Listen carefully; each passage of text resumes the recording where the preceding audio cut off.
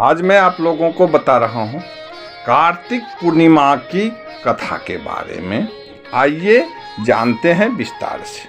पौराणिक कथा के मुताबिक तारकासुर नाम का एक राक्षस था। उसके 3 पुत्र थे, तारकक्ष, कमलाक्ष और विद्युन्माली। भगवान शिव के बड़े पुत्र कार्तिकेय ने तारकासुर का वध किया। अपने पिता की हत्या की खबर सुन तीनों पुत्र बहुत दुखी हुए। तीनों ने मिलकर ब्रह्मा जी से वरदान मांगने के लिए घोर तपस्या की। ब्रह्मा जी तीनों की तपस्या से इतने प्रसन्न हुए कि उन्होंने वरदान देने के लिए कहा, जो वर मांगो।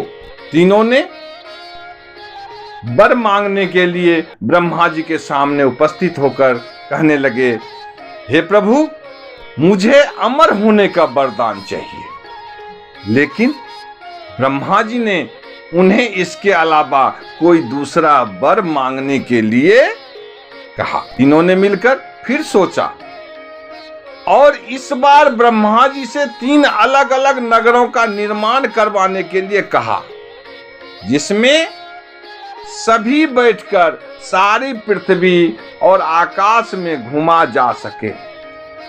1000 साल बाद जब हम मिले और हम तीनों के नगर मिलकर एक हो जाए और जो देवता तीनों नगरों को एक ही बाण में नष्ट करने की क्षमता रखता हो, वही हमारी मृत्यु का कारण हो। ब्रह्मा जी ने उसे यह वरदान दे दिए।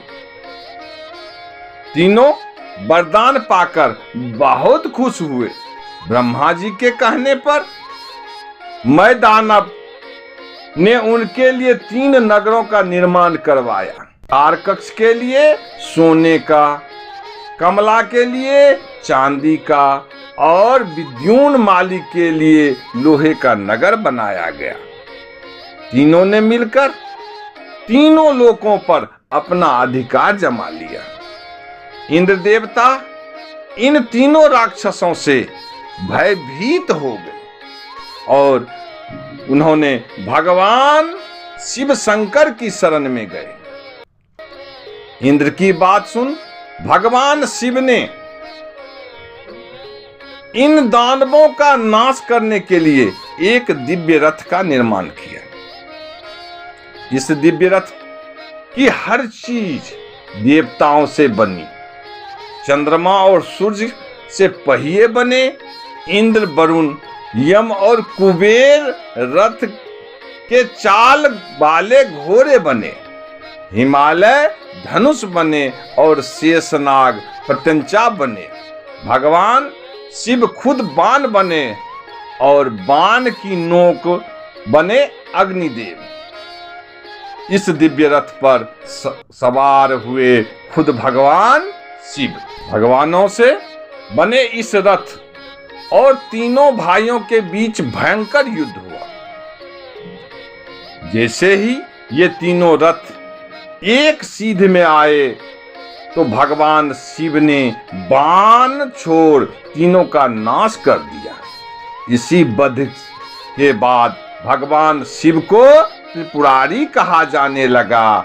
यह वध कार्तिक मास की पूर्णिमा को हुआ, इसीलिए इस दिन को त्रिपुरी पूर्णिमा के नाम से भी जाने लगा।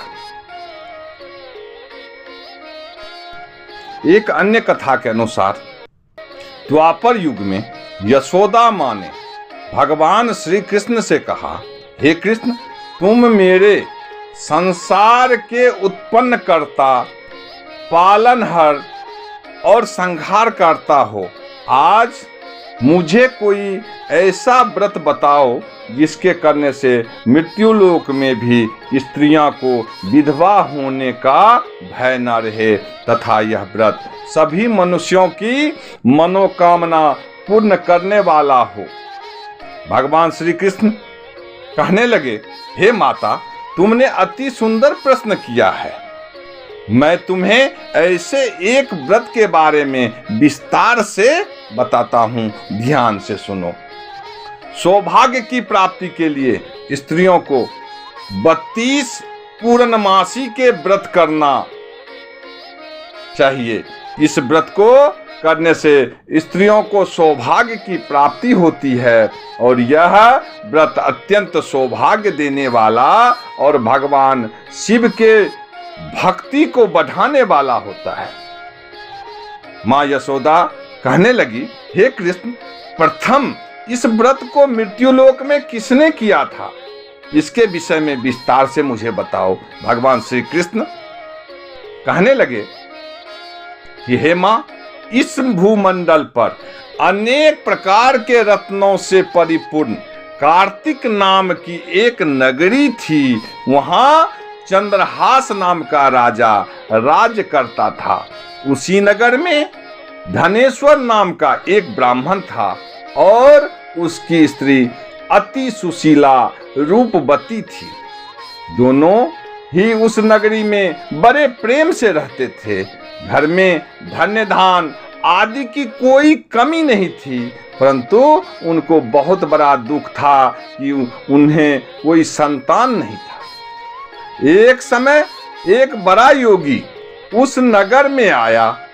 वह योगी उस ब्राह्मण के घर को छोड़कर अन्य सभी घरों से भिक्षा लेकर भोजन किया करता था। वह रूपवती से कभी भिक्षा नहीं मांगता था। एक दिन वह योगी रूपवती से भिक्षा न लेकर किसी अन्य घर से भिक्षा लेकर गंगा किनारे जाकर भिक्षण को प्रेम पूर्वक ग्रहण करने लगा। तभी धनेश्वर ने योगी का यह सब कार्य देख लिया। अपनी भिक्षा का अनादर से दुखी होकर धनेश्वर योगी से बोला, हे महात्मन, आप सब घरों से भिक्षा लेते हैं, परंतु आप मेरे घर की भिक्षा कभी नहीं लेते। इसका क्या कारण है? विस्तार से प्रभु बताइए। वह योगी ने कहा, निसंतान का घर की भीख पतितों के अन्न के तुल्य होती है और जो पतितों का अन्न खाता है वह पतित हो जाता है। क्योंकि तुम निसंतान हो, इसीलिए पतित हो जाने के भय से मैं तुम्हारे घर की भिक्षा नहीं लेता। धनेश्वर योगी की यह बात सुनकर बहुत दुखी हुआ और हाथ जोड़कर योगी के पैरों में गिरकर विनय पूर्वक कहने लगा, महाराज, यदि ऐसा है तो आप पुत्र प्राप्ति का उपाय बताइए और आप सर्वज्ञानी हैं, आप मुझ पे कृपा कीजिए। हे भगवान, मेरे घर में धन की कोई कमी नहीं है, परंतु मैं पुत्र ना होने के कारण अत्यंत दुखी हो। आप मेरे इस दुख का हरण करें। आप सामर्थ्यवान है, आप अंतर्यामी है, आप अंतर्यामी हो। यह सुनकर योगी कहने लगे, हे ब्राह्मण, तुम चंडी की आराधना करो। घर आकर उसने अपनी पत्नी से सब वेदांत कहा और स्वयं तप करने के लिए वन में चला गया। वन में जाकर उसने चंडी की उपासना की और उपवास किए। चंडी ने 16वें दिन उसको स्वप्न में दर्शन दिया और कहा, हे धनेश्वर, जा, तेरे घर पुत्र होगा। परंतु वह 16 वर्ष की आयु में ही मृत्यु को प्राप्त हो जाएगा। यदि तुम दोनों पति पत्नी 32 पूर्णमासियों का व्रत विधि पूर्वक करोगे, उसमें कार्तिक पूर्णिमा का व्रत विधि पूर्वक करोगे तो वह दीर्घायु हो जाएगा। जितनी तुम्हारी सामर्थ्य हो, आटे के दिए बनाकर भगवान शिव का पूजन करना, परंतु पूर्णमासी के व्रत 32 होने चाहिए। अगर आप 32 नहीं कर पाते हैं तो कार्तिक पूर्णिमा का व्रत अवश्य ही करने। प्रातः काल होने पर इस स्थान के समीप तुम्हें आम का वृक्ष दिखाई देगा। उस पर चढ़कर तुम एक फल तोड़कर शीघ्र ही अपने घर ले जाना और अपनी पत्नी से सब वेदांत कह ऋतु स्नान के पश्चात स्वच्छ होकर भगवान श्री शंकर का ध्यान करके उस फल को खा लेगी। शंकर भगवान की कृपा से उसके गर्भ हो जाएगा। जब वह गर्भवती हो जाएगी तो प्रातः काल उठा तो उसने एक स्थान के पास ही एक आम का वृक्ष देखा जिस पर एक अत्यंत सुंदर फल लगा हुआ था। उस ब्राह्मण ने उस आम के वृक्ष पर चढ़कर फल को तोड़ने का प्रयत्न किया, परंतु वृक्ष पर कई बार प्रयत्न करने के बाद भी वह चढ़ नहीं पाया। तब उस ब्राह्मण को बहुत चिंता हुई। तब विघ्न विनाशन भगवान श्री गणेश की वंदना करने लगा। हे दयानिधे, अपने भक्तों के विघ्नों को नाश करके उनके मंगल कार्य को करने वाले, दुष्टों का नाश करने वाले, रिद्धि सिद्धि प्रदान करने वाले, आप मुझ पे कृपा करके इतना बल दे कि मैं अपने मनोरथ को पूरा कर सकूं। इस प्रकार भगवान श्री गणेश जी की प्रार्थना करने पर उनकी कृपा से धनेश्वर वृक्ष पर चढ़ गया और उसने सुंदर आम के फल तोड़ लिया। और धनेश्वर ने सोचा जो वरदान से फल मिला था वो यही है और कोई फल तो दिखाई नहीं दे रहा है। उस फल को धनेश्वर ब्राह्मण ने जल्दी से घर जाकर अपनी पत्नी को दे दिया और उसकी पत्नी ने अपने पति के कथानुसार उस फल को खा लिया और वह गर्भवती हो गई। देवी जी की असीम कृपा से उसे एक अत्यंत सुंदर पुत्र उत्पन्न हुआ जिसका नाम उन्होंने देवी दास रखा। माता पिता के हर्ष और शोक के साथ वह बालक शुक्ल पक्ष के चंद्रमा के भांति वह बालक अपने पिता के घर में बड़ा होने लगा। भगवान की कृपा से वह बालक बहुत ही सुंदर, सुशील, विद्या पढ़ने में बहुत ही निपुण हो गए।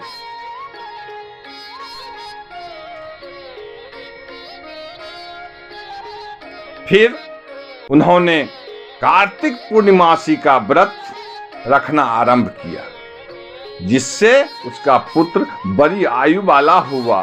16वां वर्ष लगते ही देवीदास के माता पिता को बड़ी चिंता हो गई।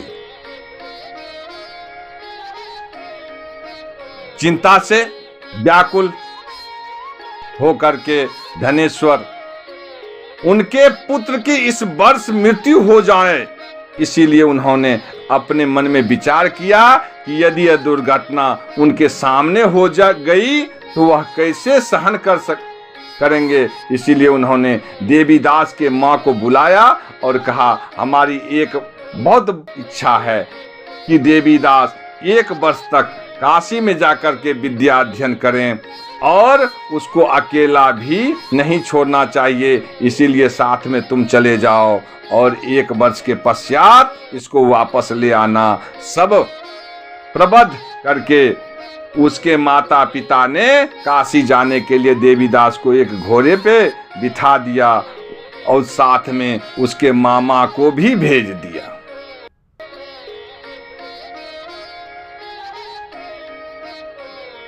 परंतु यह बात उसके मामा या किसी और को नहीं बताई। धनेश्वर तथा उसकी पत्नी ने अपने पुत्र की मंगल कामना तथा दीर्घायु के लिए कार्तिक पूर्णिमा का व्रत किया। पूर्णमासियों का व्रत करना आरंभ कर दिया। इस प्रकार बार बार 32 पूर्णमासी के व्रत को उन्होंने पूरा किया। कुछ समय पश्चात एक दिन वह मामा और भांजा मार्ग में रात बिताने के लिए किसी गांव में ठहरे हुए थे। उस दिन उस गांव में ब्राह्मण की अत्यंत सुंदर सुशीला गुणवती कन्या का विवाह होने वाला था। जिस धर्मशाला के अंदर वर और उसकी बारात ठहरी हुई थी, उसी धर्मशाला में देवीदास उसके मामा भी ठहरे हुए थे। संयोगवश कन्या को तेल आदि चढ़ाकर मंडप आदि का कार्य किया गया तो लगन के समय वर को धनुपात हो गया। इसीलिए वर के पिता अपने कुटुंबियों से विचार विमर्श करके निश्चय किया कि यह देवीदास मेरे पुत्र जैसा ही सुंदर है, मैं इसके साथ ही लगन करवा दूं और बाद में विवाह के अन्य कार्य मेरे लड़के के साथ हो जाएंगे। ऐसा सोच करके देवीदास के मामा जाकर बोला कि तुम थोड़ी देर के लिए अपना भांजा दे दो, जिससे विवाह का लगन का सब कार्य सुचारू हो सके। तब देवीदास मामा के कहने के बाद भी बहु पक्ष से कन्यादान के समय वर को मिले वह सब दे दिया और देवीदास अपने मामा के साथ उसी जगह दूल्हा भी बन गया। यह बात वर के पिता ने स्वीकार कर लेने पर उसने अपने मामा भांजा वर बनने के लिए भेज दिया। उसके साथ विवाह कार्य विधि पूर्वक संपन्न हो गया। उसी दिन कार्तिक पूर्णिमा था और तुलसी विवाह की परंपरा आज भी प्रचलित है। प्रेम से बोलो विष्णु भगवान की जय।